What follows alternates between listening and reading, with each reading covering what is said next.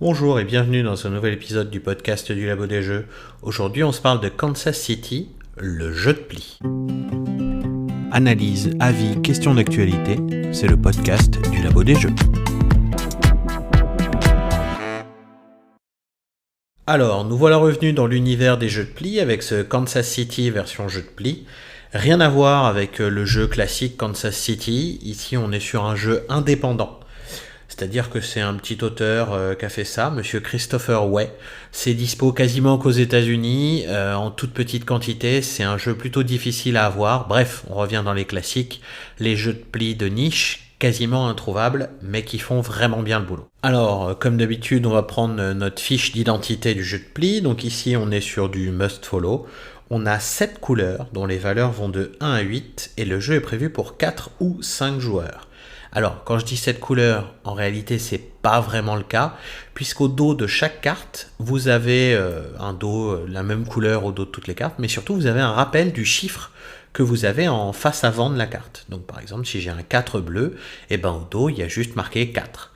Et la couleur de tous les dos des cartes, c'est la 8e couleur, c'est la couleur d'atout. Et avec tout ça, le contrat est plutôt limpide.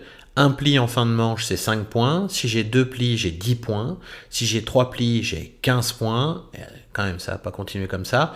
Si j'ai 4 plis, je retombe à 5 points. Et à partir de 5 plis ou plus, j'ai plus de points. Et le petit bonus pour les gourmands, c'est que tous les 4 valent 2 points chacun. Donc on va essayer de ramasser les 4 autour de la table, bien entendu. On a donc des plis en must follow. Le joueur qui gagne le pli le prend, le met de côté. Et à partir du joueur suivant dans l'ordre du tour, tous ceux qui viennent de perdre le pli peuvent prendre la carte qu'ils veulent de leurs mains et la placer en tant qu'atout, autrement dit la poser face cachée sur la table, et ça devient le chiffre d'atout indiqué sur la carte. Bien sûr, la couleur d'atout est unique comme les autres couleurs.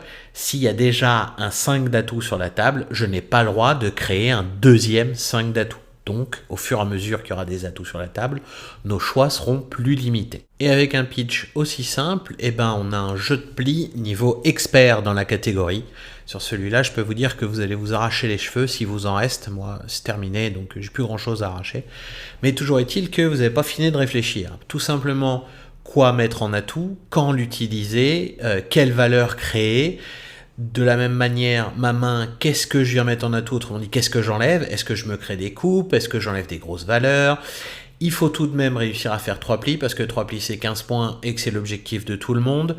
Bien entendu, tout le monde n'y arrivera pas, il y a trop de plis à faire, donc on va se manger les uns les autres et faire tout pour que les autres tombent, un peu à la Nokosu, on va essayer de faire tomber les autres tranquillement. Il y a énormément de bonnes choses dans ce Kansas City, c'est vraiment un excellent jeu de plis. Niveau expert, comme je l'ai dit dans la catégorie, vous n'avez pas fini de réfléchir sur celui-là. De partie en partie, on voit arriver des choses, des détails, des ouvertures, le fait d'avoir un petit, un gros atout qui est hyper intéressant. Bref, il y a plein de toutes petites choses à remarquer au fur et à mesure qui en font un jeu tellement riche et tellement profond, c'est quand même assez incroyable. Avec son scoring hyper simple, le jeu mixe parfaitement le trick-taking, le fait de vouloir des plis avec le trick avoidance, le fait de vouloir ne pas faire de plis. Quand vous avez réussi à gagner un pli, c'est super, mais alors pour refiler la main aux autres sans dépasser son quota, ça devient rapidement l'enfer. Heureusement, il y a les 4 qui valent 2 points, qui attirent tous les gourmands de la planète. Autrement dit, lancer avec un 4, c'est dire aux autres, allez, je vous file 2 points, mais vous reprenez la main, moi j'en peux plus, j'en ai marre. Et c'est quelque chose qui marche bien, parce qu'on veut toujours prendre un 4 en plus, on va toujours prendre des risques sur ce point-là, et c'est là que c'est le plus intéressant en fait. Personnellement, je le mets très très haut dans ma liste de jeux appréciés. Sur les derniers mois, c'est un des tout premiers, c'est un des tout meilleurs. Il est vraiment incroyable. Alors, bien entendu, c'est pas un jeu fun, c'est un jeu sérieux. C'est un jeu, vous allez faire des plis dans le silence, parce que là, ça réfléchit fort. Bien entendu, à la fin de chaque pli, ça va chougner. C'est tout ce qu'on aime dans un jeu de pli. Ne vous inquiétez pas, on va pas rester sans parler pendant une demi-heure. On va s'engueuler, mais il y a de la réflexion. Il y a des moments où tout le monde est très concentré. Et c'est vraiment quelque chose qui me plaît énormément. Bref, son gros défaut, c'est qu'il est totalement introuvable, bien entendu, comme d'habitude. Il y a moyen de faire des proxys, mais il faut que vous mettiez des chiffres au dos des cartes. C'est un peu compliqué. J'espère que le jeu trouvera un éditeur pour qu'il puisse arriver, qu'on puisse tous avoir une copie sans avoir fabriquer quoi que ce soit ou essayer d'à moitié pirater quelque chose. Mais bon, en attendant, ça peut permettre de l'essayer.